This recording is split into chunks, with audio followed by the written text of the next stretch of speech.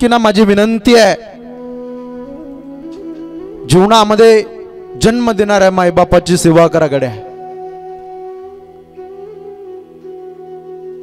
साहेब, ज्याला हात नाही त्याला विचारो हाताचं दुःख काय, ज्याला पाय नाही त्याला विचारो पायाचं दुःख काय, ज्याला डोळे नाहीत त्याला विचारो डोळ्याचं दुःख काय.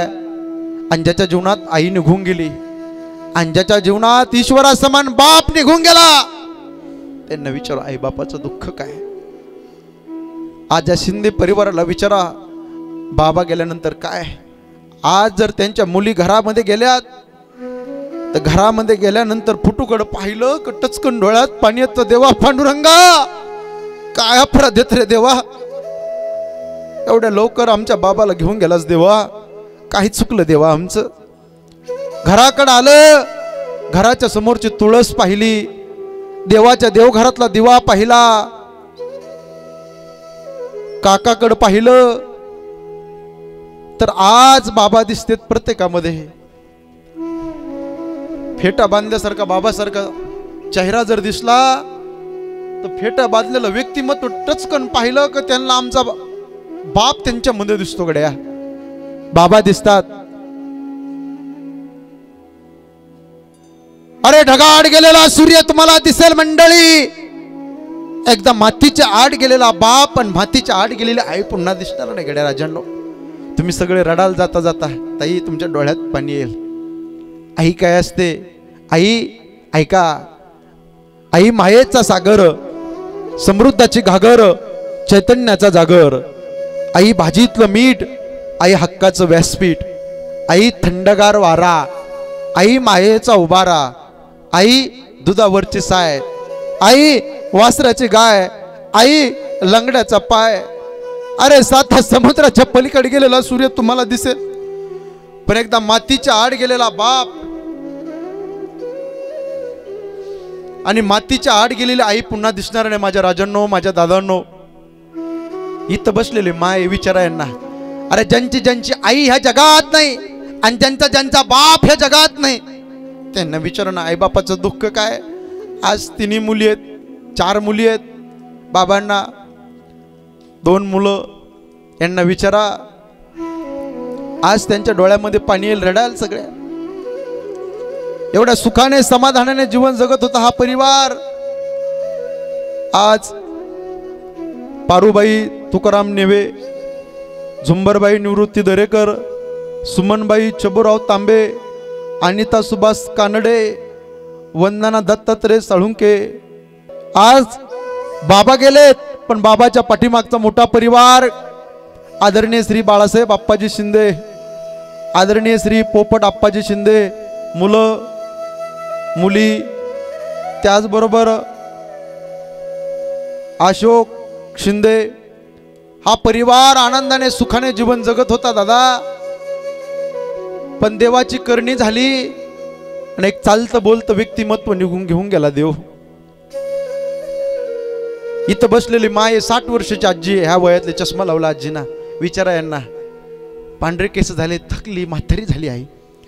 पण हिला जर हिची मुलगी 35-40 वर्षाची तुमच्या वयातली जर भेटायला आली ना, त्या माईने कधीच पिशवी रिकामी दिली नाही त्या बाईची. कधी मुलगी येणार 10च्या गाडीना तर नवऱ्याला फटफटीवर पाडणार, जाओ ताई येणार आहे, 9 वाजताच पाठवते. 10 वाजता मुलीची एसटी आल्यानंतर घरी मुलगी गाडी घेऊन ज्यावेळेस घरात प्रवेश करते मुलगी, त्यावेळेस आईने असे हात फिरवावा. खराब झालीस ग माझी ताई, शेतातले काम जास्त करतेस का, लेकर बाळ खुशालेस ना, गालावून हात फिरावा. फार काळजी घ्यावे, 2 पप्प्या घ्यावा मुलीच्या. आई लय प्रेम करते आणि किचन मध्ये जाते आणि सुनबाई पुढे हात जोडते. तुमची आई वागते बरं आता सुनाच्या समोर. काय म्हणते सुनाला, ए सुनबाई, आपलं दोघीचं असेल ते असेल बाई, पण माझी ताई आली ना तिला टाकून बोलू नको, काय टाकून बोलू नको. 2 दिवसाची पाहुणी ती, बोलू नको बरं काही. आणि माझ्या ताईला आहे ना पुरणपोळीचा स्वयंपाक लय आवडतो ग. सुनबाईने पुरणपोळीचा स्वयंपाक बनवावा, गोडधोड स्वयंपाक करावा. आणि संध्याकाळच्या वेळेस मुलगी जेवणा करता बसली ना, ही म्हातारी माय त्या मुलीच्या जवळ जाते आणि लहान लेकरासारखा घास भरवते मुलीला, गालावून हात फिरते. काय बाई लय खराब झालीस, काय काय काय. आई गेली ना, घराचं मंगल्य गेलं, बाप गेला, घराचं अस्तित्व निघून गेलं. अरे दिवाळीच्या सणाच्या दिवशी आमची ताई, आमची आई सणाच्या दिवशी जर माहेरी सासरी या लागली, 3-4 गच्च भरलेलं पिशव्या असेल तर समजायचं माहेरात माय जिवंत आहे आणि माहेरात बाप जिवंत आहे. अरे माहेरात माय, माहेरात बाप असेल, किती वाजता तुम्ही रात्री जा, हक्काने चपला सोडण्याचं उंबर असतो ताई तुमच्या जीवनामध्ये. चकला सोडण्याचा उंबर असतो. जो बापावर हक्क दाखवता येतो, जो आईवर हक्क दाखवता येतो, ते भावाजाईवर नाही दाखवता येत. भाऊ पण चांगली साडी घेईल, भाऊजाई पण प्रेम करील, पण बाप तो बाप असतो गड्या. आई ती हे असते. ज्यांची आई ह्या जगात नाही, ज्यांचा बाप ह्या जगात नाही, त्यांना विचारा दुःख काय. आज या परिवाराला, 4 मुलीला विचारा बापाचं दुःख काय, मुलाला विचारा काय दुःख आहे.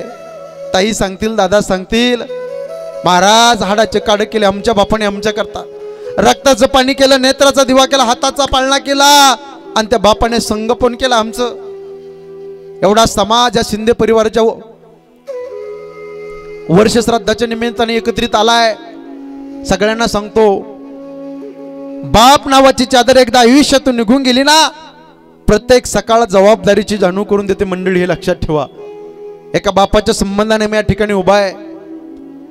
अरे ढगाआड गेलेला सूर्य तुम्हाला दिसेल, पण एकदा मातीच्या आड गेलेला बाप पुन्हा दिसणार नाही माझ्या राजानो.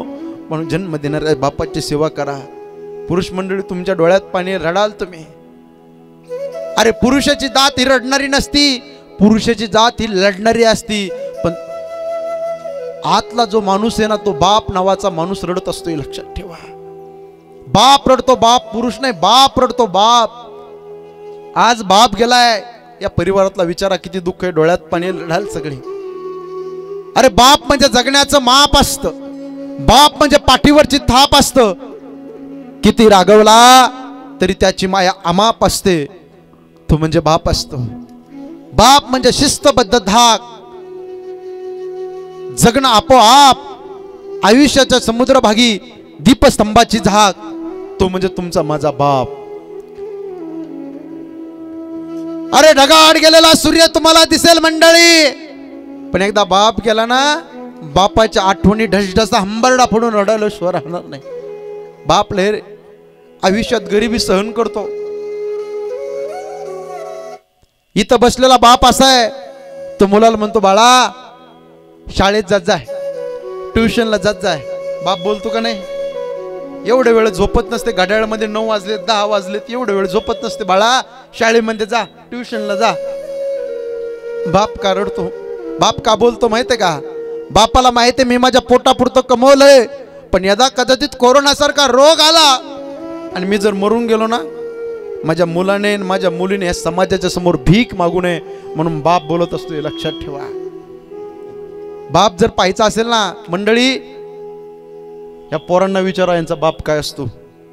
यांच्या डोळ्यात पाणी, सगळे रडतील पोर आता. यांचा बाप काय असतो आई विचारा. एखाद्या महाराजाच्या संस्थेचा संपर्क घेतो बाप यांचा. एखादी वारकरी शिक्षण संस्था आहे, मुलाची चांगलं शिक्षण आहे म्हणून बाप फोन लावतो महाराजांना. महाराज म्हणतात शाळा सुरू झाल्यावर मुलाला घेऊन या. मुलाची पेटी, पकवाच, वह्या, पुस्तकं तो बाप गाडीमध्ये घेऊन येतो. एका खोलीमध्ये मुलाची पेटी ठेवल्या जाते यांची. तिथं संस्थेमध्ये गेल्यानंतर महाराजाच्या कोणीच मित्र नसतं यांचं. आल्यानंतर कोणी ओळखीचं नसतं. आम्ही त्यातले दिवस काढले दादा. अशी पेटी ठेवल्या जाते एका खोलीमध्ये. सगळे नवीन नवीन पोरं दिसतात. बाप छातीवर दगड ठेवतो का? माझा मुलगा शिकला पाहिजे, माझ्या मुलाचं कल्याण झालं पाहिजे, हे स्वप्न बापाने रेखाटलेले असते. महाराजांपुढे येतो, हात जोडतो. बाप अजून मुलाला फारसं काही कळत नाही महाराज, लक्ष राहून द्या, जरा खोडकर आहे मुलगा आमचा, लक्ष राहून द्या. बाप काय असतो?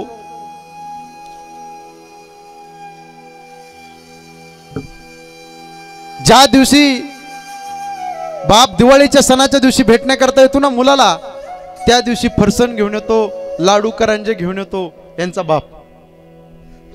आल्याच्या नंतर मुलाला देतो, पैसे देतो, 100 200 500 देतो आणि बाप निघतो.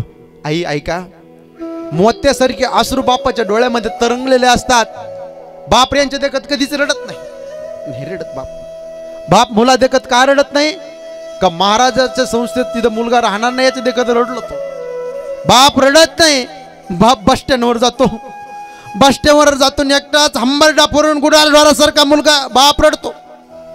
बाप ढसढसा रडतो. मुलाला महाराजाच्या संस्थेत टाकलं, राहतो का नाही काय माहित. ढसढसा मुला देखत कधीच रडत नाही, एकटाच गुढाढोरासारखा शेतात जातो. मुलाची आठवण आली, मोबाईलवर व्हिडिओ कॉल करतो, ढसढसा रडतो बाप.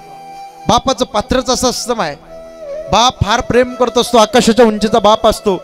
आज या मुलींना विचारा, बाबा निघून गेले, बापाचं जीवन कसं असतं.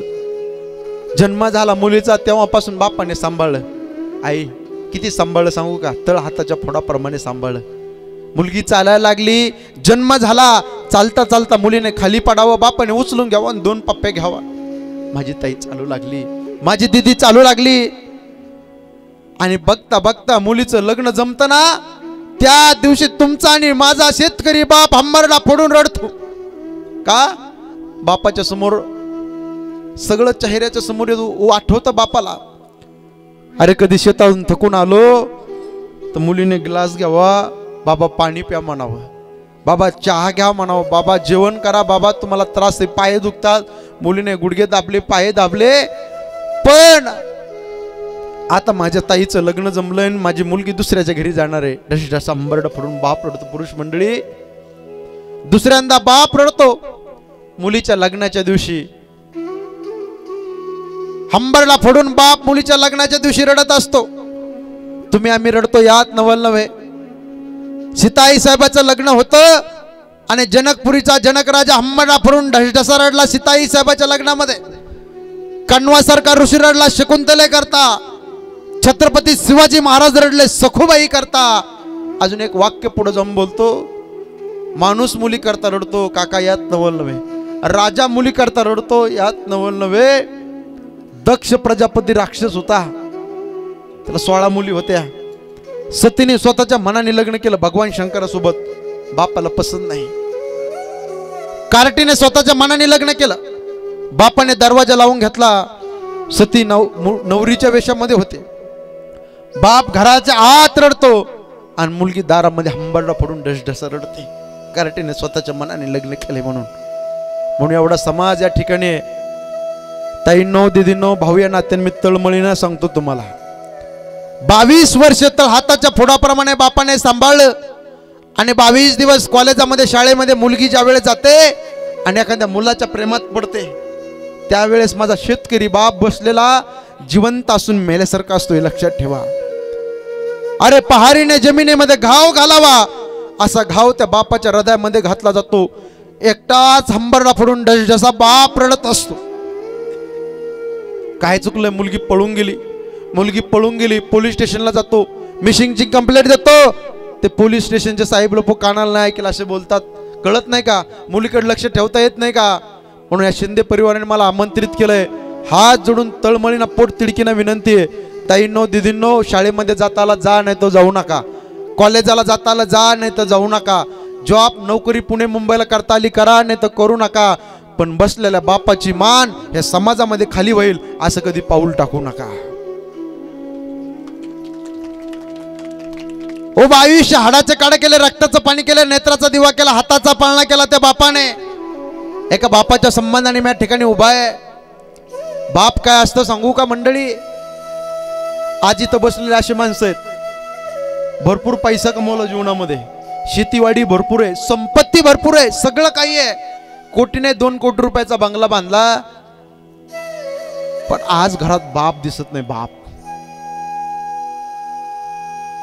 बाप किती दिवसाचा सोबती असतो आपला, किती दिवसाचा सोबती असतो चोपदार. आपल्याला कळावं लागलं ना, त्यानंतर थोड्या दिवसाचा सोबती बाप असतो, थोड्या दिवसाचा सोबती असतो. म्हणून बापाला कधी दुखू नका, बापाला जीव लावा. आज हा परिवार हंबरडा फोडून ढसढसा रडेल बापाच्या आठवणीने. बाप यश प्राप्त केल्यावर जर बाप नसेल ना, डोळ्यात पाणी येत असतं. मी दररोज सांगतो ना, आजही सांगतो, सचिन तेंडुलकरला भारतरत्न पुरस्कार मिळाला. त्या मीडियावाल्याने पत्रकाराने विचारलं, सचिनजी एवढा मोठा पुरस्कार तुम्हाला मिळाला, भारतरत्न पुरस्कार, या आनंदाच्या क्षणाला काय वाटतं? 2 शब्द बोला. सचिन तेंडुलकरच्या डोळ्यात पाणी आलं. ताई काय माहितीये का माझ्यानो, काय सचिन तेंडुलकर त्या मीडियावाल्याला पत्रकाराला म्हणतात, एवढा मोठा भारतरत्न पुरस्कार मला मिळाला, पण मिळालेला पुरस्कार पाहण्याकरता माझा बाप रमेश तेंडुलकर असताना मला जगातील सगळ्यात मोठा आनंद झाला असता. यश प्राप्त केल्यानंतर जर बाप नसेल तर डोळ्यात पाणी येत असते, लक्षात ठेवा. बाप फार प्रेम करत असतो.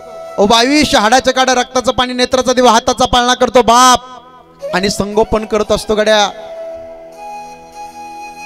इथं बसलेले मंडळी यांना विचारा, घरात ज्यांचा बाप नाही, घरात ज्यांची आई नाही, त्यांना विचारा त्यांची किंमत. अरे बाप पाहायचा असेल ना